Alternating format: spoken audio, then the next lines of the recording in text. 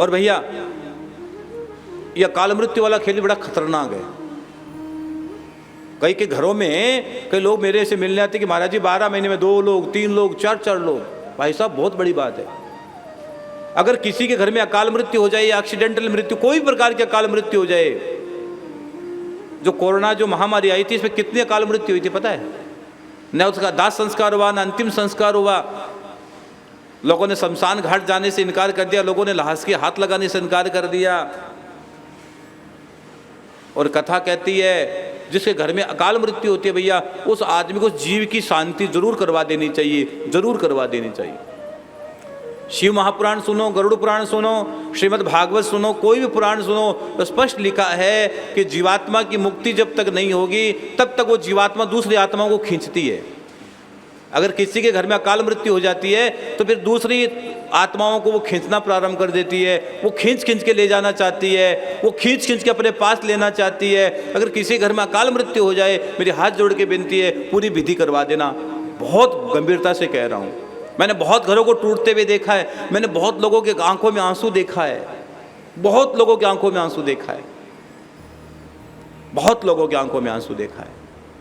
उनका पूरी विधि करवाइए, अनुष्ठान करवाइए, पूजा करवाइए, योग्य ब्राह्मण को बुलाकर पूरी स्थिति करवाइए।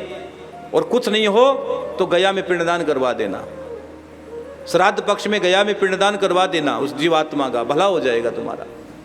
बहुत दुआएं देती आत्माएं, जो भटकती आत्माओं को अगर आपको, अरे कई लोग तो ऐसे होते हैं पूरे गांव के आत्माओं को लेकर पिंडदान करवाते हैं।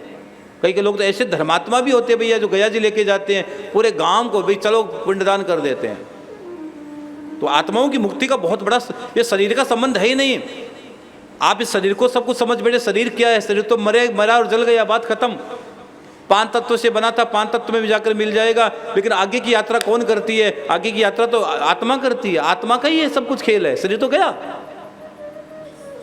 जिस शरीर से इतना प्रेम करते वो शरीर से डर लगता है, पता है?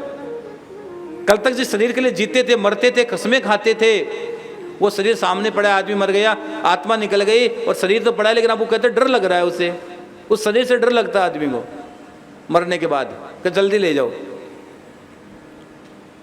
तो उस आत्माओं की मुक्ति कराओ। और ये मुक्ति का एक ही साधन है, या तो गया श्राद्ध कराओ, नहीं तो भैया कोई भागवत की पोथी, शिव महापुराण की पोथी या कोई अनुष्ठान। जय श्री श्याम।